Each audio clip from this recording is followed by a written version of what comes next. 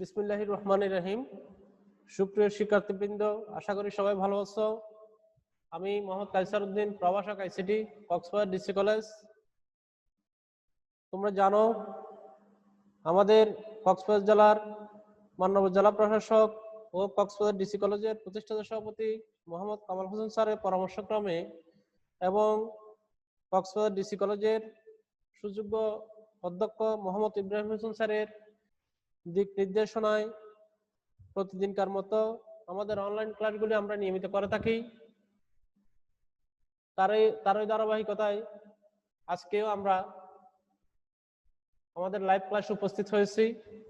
তোমাদেরকে আজকের অনলাইন ক্লাসে স্বাগতম।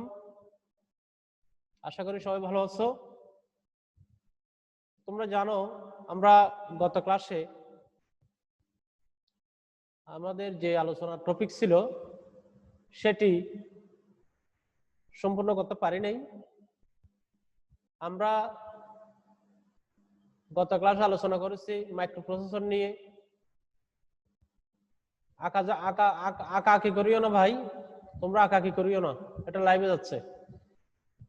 মাদারবোর্ড নিয়ে আলোচনা করেছি, র্যাম নিয়ে আলোচনা করেছি, হার্ড ডিস্ক নিয়ে আলোচনা করেছি, তারপরে ফ্লপি ডিস্ক নিয়ে আলোচনা করেছি, সিডি-রম নিয়ে আলোচনা করেছি। এরপরে বিজিএ কার্ড, এজিপি কার্ড, এটা এই পর্যন্ত আমরা গতকালকে আলোচনা করেছি। সাউন্ড কার্ড নিয়ে আমরা গত ক্লাসে মোটামুটি এটাও আমার মনে হয় আলোচনা করেছি গত ক্লাসে। তো এখন আজকে আমাদের মূলত সাউন্ড কার্ড থেকে শুরু করি, যেহেতু ওটা শেষের অংশ ছিল। তাহলে সাউন্ড কার্ড হচ্ছে কি? সাউন্ড কার্ড হচ্ছে কম্পিউটারে যে আমরা শব্দ শুনি, কম্পিউটারের এই শব্দ শোনার জন্য আমাদের কম্পিউটারের ভিতরে একটি যন্ত্রাংশ থাকে, একটি যন্ত্র থাকে। সেই যন্ত্রটির নাম বা সেই ডিভাইসটির নাম হচ্ছে সাউন্ড কার্ড। তাহলে এই সাউন্ড কার্ডের মাধ্যমে আমরা কম্পিউটারে কি শুনি? শব্দ শুনি। এখন আমরা একটু সাউন্ড কার্ডের ছবিটা আমরা দেখেছি গত ক্লাসে, আরেকটু দেখি, আরেকটু আমরা দেখে নিই আজকে।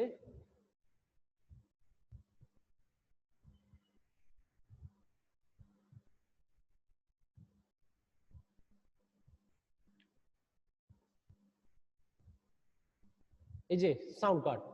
তাহলে সাউন্ড কার্ড এগুলি হচ্ছে আমাদের কি?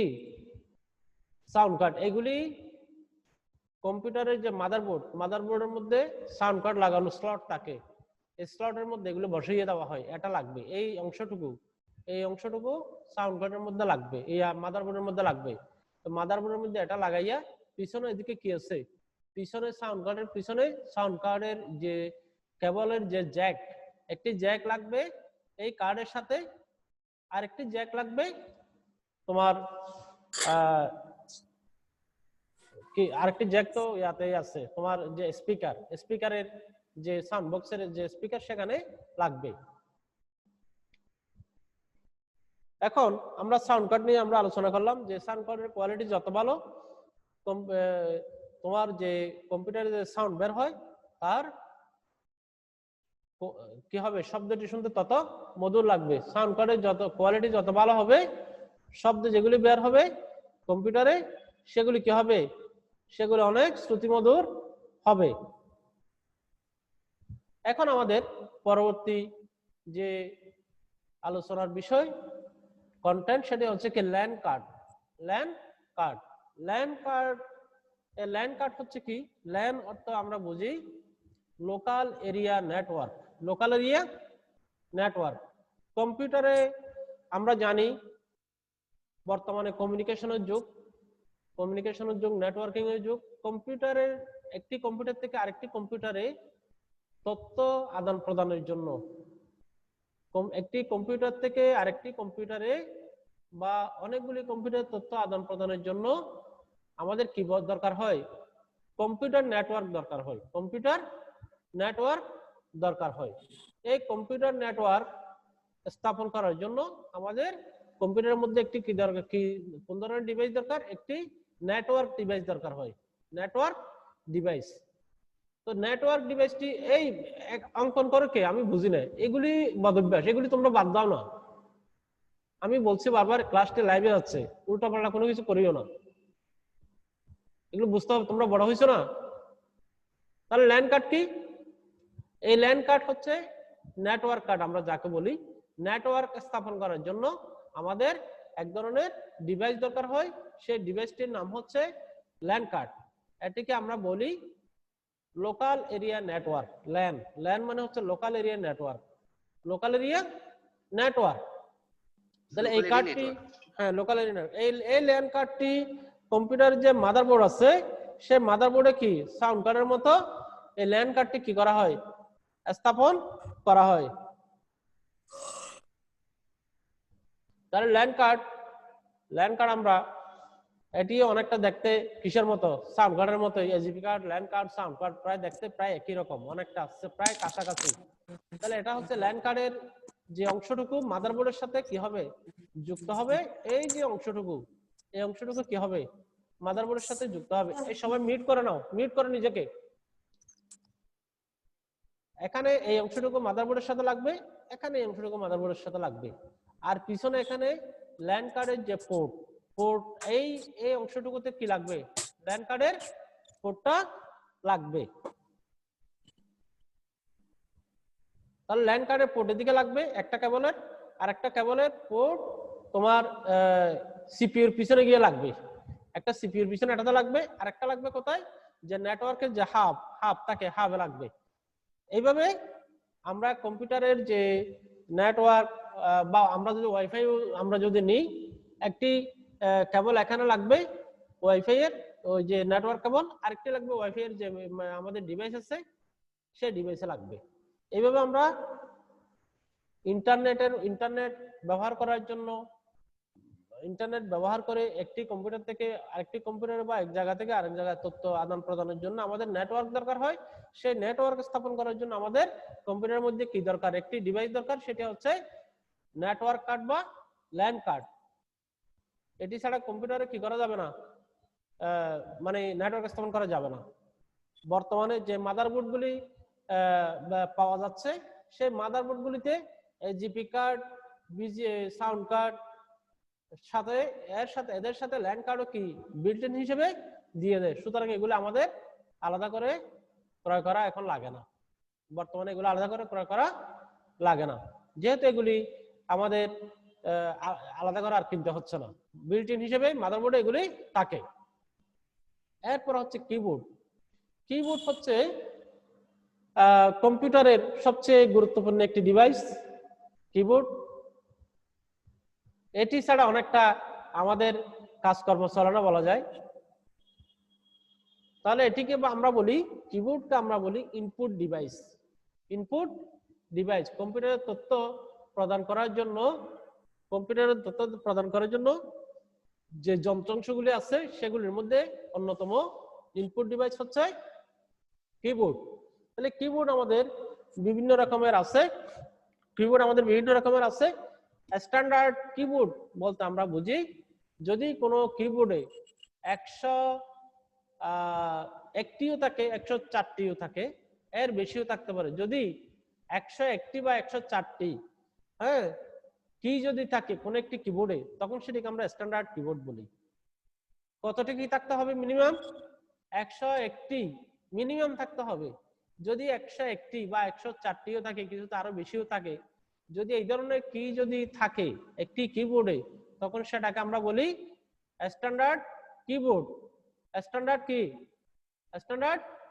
কিবোর্ড, হ্যাঁ স্ট্যান্ডার্ড কিবোর্ড, আন্তর্জাতিক মানের কিবোর্ড বলি আর কি। স্ট্যান্ডার্ড মানে কি, সেটি আন্তর্জাতিক যে মান অনুসরণ করে পণ্য উৎপাদন করে, যদি কেউ করে থাকে তখন সেটা হচ্ছে স্ট্যান্ডার্ড।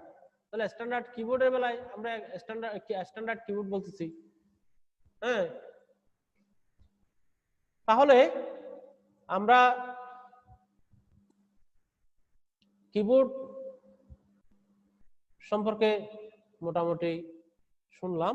কিবোর্ডের ছবিটা একটু আমরা দেখে নিই।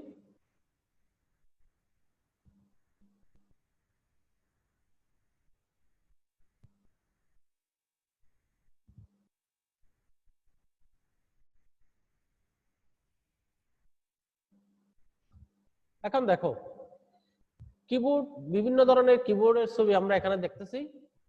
এই কিবোর্ডগুলি এখন বাজারে বিভিন্ন ধরনের কিবোর্ড পাওয়া যায়।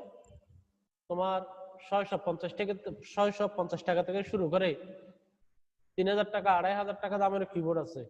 তো বর্তমানে এই কিবোর্ডগুলি, কিবোর্ডের এখানে একটা কি থাকে, এই যে এখানে একটা তার আছে, কেবল। এই কিবোর্ডের কেবলের যে শেষের অংশটুকু আছে একটা এটার সাথে লাগানো, আরেকটা আলাদা আছে, ওটাকে বলে কানেক্টর। ওই কানেক্টর ওটা কোথা লাগবে, কম্পিউটারের ভিতর বা কি বলে ল্যাপটপের মধ্যে যে ইউএসবি কানেক্টর যেটা আছে সেটাতে লাগবে। USB, universal serial port, USB, universal serial bus. USB মানে কি, ইউনিভার্সাল সিরিয়াল বাস। তাহলে যে পোর্টটা লাগবে সেটা হচ্ছে ইউনিভার্সাল সিরিয়াল পোর্ট, যে পোর্টটা লাগবে। তাহলে ইউএসবি পোর্টটা লাগবে। এর আগে ছিল পিসিআই, ওটা গোলাকার ছিল কানেক্টরটা। কিবোর্ডের আগের কানেক্টরটা কি ধরনের ছিল, গোলাকার ছিল, ওটা ছিল পিসিআই। এটা হচ্ছে চ্যাপ্টার ধরনের, এই চ্যাপ্টারটা হচ্ছে ইউএসবি। তাহলে পিসিআই যে কানেক্টর সেটা আগে এখন নাই, এখন অনেকটা এটা সময়ের সাথে সাথে এটা বিলুপ্ত হয়ে গেছে, এটা এখন নাই। এখন আমাদের ইউএসবি কানেক্টর পাওয়া যাচ্ছে। এই যে কেবল বর্তমানে আমাদের কিবোর্ডের যে তারটাও এখন অনেকটা হারিয়ে যাচ্ছে। তারবিহীন কিবোর্ডও পাওয়া যাচ্ছে, তারবিহীন ওয়্যারলেস কিবোর্ড, আমরা এটাকে বলি ওয়্যারলেস কিবোর্ড, তারবিহীন কিবোর্ড। এটাকে আমরা ব্লুটুথ কিবোর্ড বলি আর কি। ওয়্যারলেস মানে তার নাই, এটাকে আমরা বলতেছি কি, ব্লুটুথ কিবোর্ড। তাহলে ব্লুটুথ কিবোর্ড বা ওয়্যারলেস কিবোর্ড বর্তমানে বাজারে কিনতে পাওয়া যায়। হ্যাঁ, 2500 টাকার উপরে দাম লাগে, 2500, 3000, 3500 কোয়ালিটি ভেদে বিভিন্ন ধরনের কিবোর্ড এখানে থাকে। এই কিবোর্ডের মধ্যে কিবোর্ড নিয়ে সম্পূর্ণ একটি ক্লাস নেওয়া যাবে আরেকদিন, সেটা আমরা বলবো। আপাতত আমরা বলতেছি কি, কিবোর্ড একটি ইনপুট ডিভাইস, জনপ্রিয় ইনপুট ডিভাইস। এটি ছাড়া আমাদের কাজ অনেকটা চলে না। কিবোর্ড, ওয়্যারলেস কিবোর্ড পাওয়া যায় এবং ওয়্যারলেস যুক্ত কিবোর্ড তো আছেই। হ্যাঁ, ওয়্যারলেস ছাড়া যেগুলো আছে সেগুলোকে আমরা ব্লুটুথ কিবোর্ড বলি। তাহলে স্ট্যান্ডার্ড মান অনুসারে মিনিমাম 101টি কি, একটি কিবোর্ড অবশ্যই থাকা লাগবে। এরপর হচ্ছে মাউস। কম্পিউটারের আরেকটি ইনপুট ডিভাইসের মধ্যে গুরুত্বপূর্ণ ডিভাইস হচ্ছে মাউস। এই মাউস, হ্যাঁ, আমরা এই মাউসকে আমরা ইঁদুরের নাম অনুসারে বলি ইঁদুরের যেমন একটি লেজ থাকে, এই মাউসেরও একটি কি আছে, লেজ আছে। তার ঠিক আমরা লেজের সাথে তুলনা করি। তাহলে এটিকে ইঁদুরের সাথে তুলনা করা হয়, যদিও এটি ইঁদুর না, দেখতেই অনেকটা ওই রকম বলেই এটিকে মাউস নাম দেওয়া হয়েছে। এখন মাউস এই ইনপুট ডিভাইসের মাধ্যমে আমরা কি করি, কম্পিউটারে তথ্য দিয়ে থাকি। কম্পিউটারে খুব দ্রুত কাজ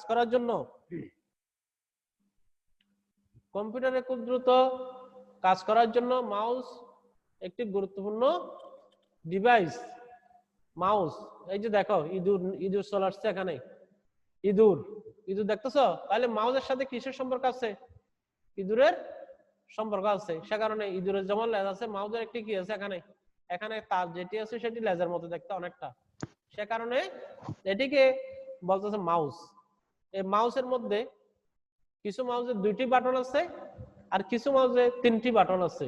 এই যে এদিকে এটা হচ্ছে বাটন, এটা বাটন, এই যে এদিকে একটা বাটন, এদিকে একটা বাটন। এই বাটনগুলিকে আমরা বলি একটা লেফট বাটন আর একটা রাইট বাটন। ডান দিকের থেকে বলি আমরা রাইট বাটন, বাম দিকের থেকে বলি কি, লেফট বাটন। আমরা যখন কম্পিউটারে কাজ করি সব সময় লেফট বাটনটি চাপ দিয়ে থাকি। কম্পিউটার সচরাচর কাজ করার জন্য লেফট বাটনটি চাপা হয়, প্রেস করা হয়। এই যে এটি কম্পিউটার সচরাচর কাজ করার জন্য নির্দেশনা দেওয়ার জন্য এই লেফট বাটনটি সচরাচর ইউজ করা হয়, কিন্তু বিশেষ বিশেষ কাজে, কম্পিউটারের বিশেষ বিশেষ কাজে রাইট বাটনটি ইউজ করা হয়, বিশেষ বিশেষ কাজে। তাহলে দুইটা বাটনের দুই ধরনের কাজ।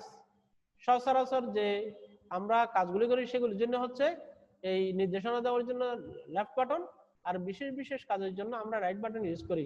আর মাঝখানে যেটি চাকার মতো দেখা যাচ্ছে এখানে, এটাকে বলা হয় স্ক্রল বাটন। স্ক্রল, এটাকে ঘুরানো যায়। এটা ঘুরাইলে মানে মাউসের যে কার্সর পয়েন্ট আছে, কার্সর মাউস পয়েন্টার, এই যে আমি ঘুরাচ্ছি এটাকে বলে মাউস পয়েন্টার। এই পয়েন্টারটি মানে উপরে নিচে হবে, মানে যদি স্ক্রল বার থাকে সেটি উপরে নিচে যাবে, উপরে নিচে হবে স্ক্রল। মিউট, এই মিউট করো সাইমন, মিউট কর। হ্যাঁ, তাহলে এখানে স্ক্রল বার যখন আমরা ঘুরাবো উপরে নিচে করব, তখন স্ক্রল যে একটি বার আছে সেই বারটি উপরে নিচে যাবে। তাহলে এই মাউস আমাদের কম্পিউটারের নির্দেশনা প্রদান করার জন্য গুরুত্বপূর্ণ একটি ডিভাইস। এটির দাম তোমার 350 টাকা থেকে শুরু করে তোমার 500, 600, 700 টাকা, 800 টাকা পর্যন্ত মাউস বাজারে কিনতে পাওয়া যায়। মাউসের মধ্যেও এখানে যে তার আছে, বর্তমানে অনেকগুলি ওয়্যারলেস মাউস বাজারে পাওয়া যায়, অনেক ধরনের ওয়্যারলেস মাউস, এটাকে আমরা ব্লুটুথ মাউস বলি। ঠিক আছে, তাহলে তারবিহীন মাউস, তারযুক্ত মাউস, আমরা সচরাচর যেগুলি ইউজ করতে সেগুলো হচ্ছে তারযুক্ত মাউস। হ্যাঁ, আর বর্তমানে আমাদের ওয়্যারলেস মাউসও পাওয়া যাচ্ছে, এটা হচ্ছে তার ছাড়া, তারবিহীন ওয়্যারলেস মাউস, এটাকে আমরা ব্লুটুথ মাউস বলি। মাউসের নিচে দেখো এখানে একটা প্যাড রয়েছে, প্যাড, এটাকে আমরা মাউস প্যাড বলি। মাউসটিকে এটার উপর রেখে ঘোরানো হয়, মাউসটিকে এটার উপর রেখে ঘোরানো হয়, এটার নাম কি? Mouse pad. এটা কি? Mouse pad. এরপরে আমাদের মাউস প্যাড নিয়ে আলোচনা শেষ, সাউন্ড সিস্টেম নিয়ে আলোচনা শেষ। এরপর হচ্ছে ইউপিএস বা আইপিএস। ইউপিএস বা আইপিএস, কম্পিউটার যে আমরা চালাই, কম্পিউটার চালানোর সময় অনেক সময় দেখা যায় যে আমি তোমাদের এখন ক্লাস নিচ্ছি, যে কোনো সময় বিদ্যুৎ চলে যেতে পারে। তো বিদ্যুৎ চলে গেলে কি হবে? আমাদের ক্লাসকে আমরা নিতে পারবো? কম্পিউটার বন্ধ হয়ে যাবে। কম্পিউটার চলে বিদ্যুতের উপর বেস করে। কম্পিউটার, বিদ্যুৎ ছাড়া কম্পিউটার চলবে না। বিদ্যুৎ ছাড়া কি কম্পিউটার চলবে না। এখন কম্পিউটার চালানোর জন্য গুরুত্বপূর্ণ একটি অনুষঙ্গ হচ্ছে বিদ্যুৎ। এই বিদ্যুৎ ছাড়া কম্পিউটার চলবে না। তো এখন বিদ্যুৎ যদি না থাকে, কম্পিউটার যদি না চলে, তখন আমাদের বিঘ্নিত হয়। সে কারণে ব্যাকআপ হিসেবে, ব্যাকআপ পাওয়ার কম্পিউটার চালানোর জন্য, হ্যাঁ, কম্পিউটার চালানোর জন্য কি আমাদের কি দরকার? বিদ্যুতের ব্যাকআপ দরকার, বিদ্যুতের ব্যাকআপ দরকার। সে ব্যাকআপটি দিচ্ছে কে? বিদ্যুতের সে ব্যাকআপটি দিচ্ছে তোমার ইউপিএস। ইউপিএস, ইউপিএস এটাকে বলা হচ্ছে আনইন্টারাপ্টেবল পাওয়ার সার্ভিস। আনইন্টারাপ্টেবল পাওয়ার সার্ভিস, আনইন্টারাপ্টেবল পাওয়ার সার্ভিস, আনইন্টারাপ্টেবল পাওয়ার সার্ভিস।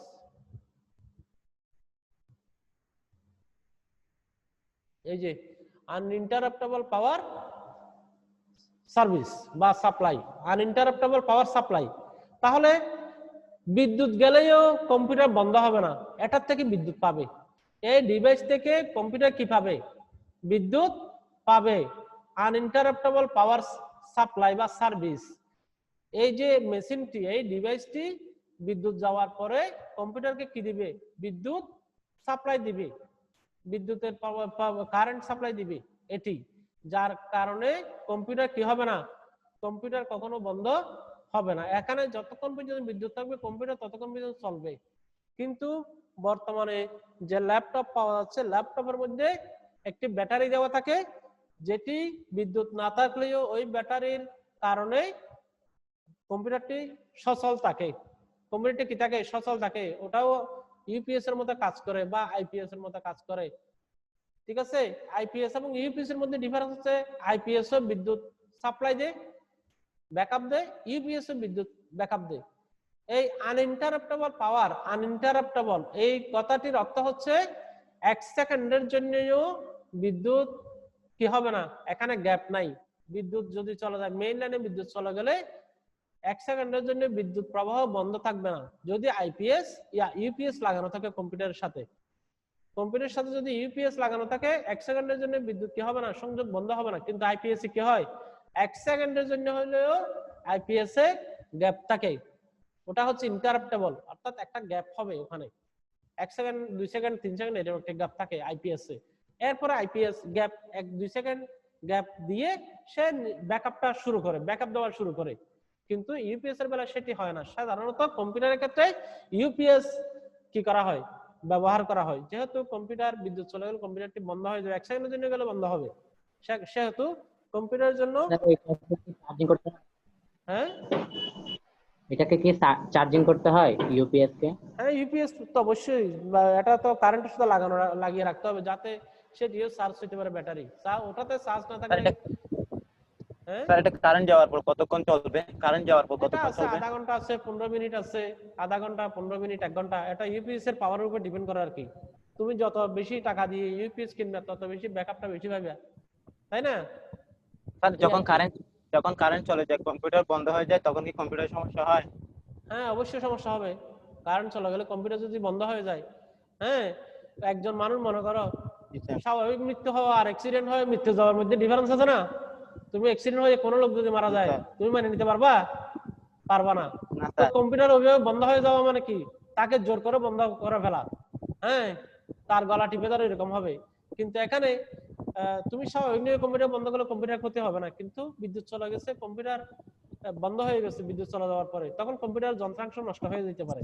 তার কারণে তোমার কি কম্পিউটারকে ভালো রাখার জন্য অবশ্যই কম্পিউটারের সাথে ইউপিএস দরকার।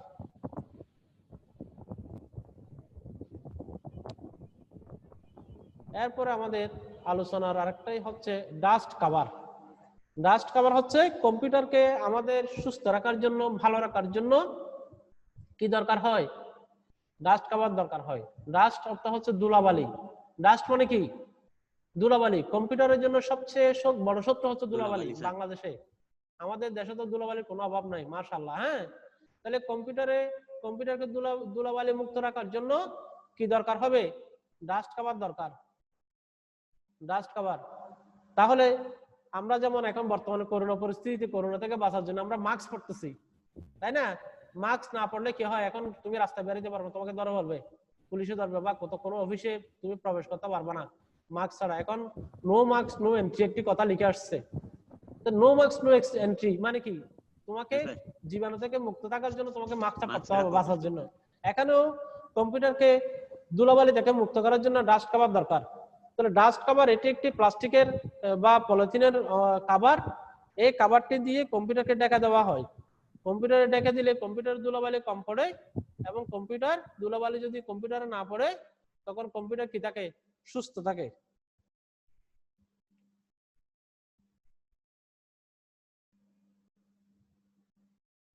তাহলে ডাস্ট কভার আমরা একটু দেখি কিরকম থাকতে পারে। এই যে এগুলি দেখো, কম্পিউটার, প্রিন্টার কিভাবে ঢাকায় রাখছে দেখছো, এগুলো হচ্ছে ডাস্ট কভার। এগুলি দামে সস্তা, ফ্রি দিয়ে দাও। অনেক সময় একটা কম্পিউটার কিনলে ডাস্ট কভার ফ্রি দিত আগে। তো ডাস্ট কভার আমরা দেখেছি পলিথিনের একটা ব্যাগ, এটা মনিটরে, প্রিন্টারে, কিবোর্ডে, হ্যাঁ এটা দিয়ে কি করা ঢেকে রাখা হয় যাতে বাইরে কোনো ধুলাবালি কম্পিউটারে ঢুকতে না পারে। এইভাবে যদি আমরা কম্পিউটারকে কি রাখি, ভালো রাখতে চাই, এই ডাস্ট কভার ইউজ করা লাগবে। ঠিক আছে? তাহলে আজকে আমাদের মোটামুটি ক্লাসের আমরা শেষ পর্যায়ে চলে এসেছি। সুপ্রিয় শিক্ষার্থীবৃন্দ, তোমাদের যদি এই ক্লাস ভালো লেগে থাকে, আমার যে ইউটিউব চ্যানেল আছে, YouTube channel Cox's Bazar district HSC ICT, এটা দিয়ে তোমরা যখন সার্চ করবে আমার ইউটিউব চ্যানেলটি পেয়ে যাবে। ওখানে ঢুকে তোমরা আমার ভিডিওগুলো ওপেন করে তোমরা ওখানে সাবস্ক্রাইব বাটন আছে, সাবস্ক্রাইব বাটনে ক্লিক করবা এবং বেল আইকনে প্রেস করবা। তখন আমার ক্লাসগুলো তোমরা নিয়মিত ওখান থেকে পাবে, দেখতে পারবে। আর যারা এবং কমেন্টস আশা করি, যদি ভালো লাগে কমেন্টস আশা করতেছি, কমেন্টস করবা। ধন্যবাদ সবাইকে আজকের ক্লাসে উপস্থিত থাকার জন্য। আসসালামু আলাইকুম স্যার। ওয়ালাইকুম আসসালাম। আসসালামু আলাইকুম স্যার। আসসালামু আলাইকুম স্যার। আসসালামু আলাইকুম স্যার। ওয়ালাইকুম আসসালাম। ওয়ালাইকুম আসসালাম।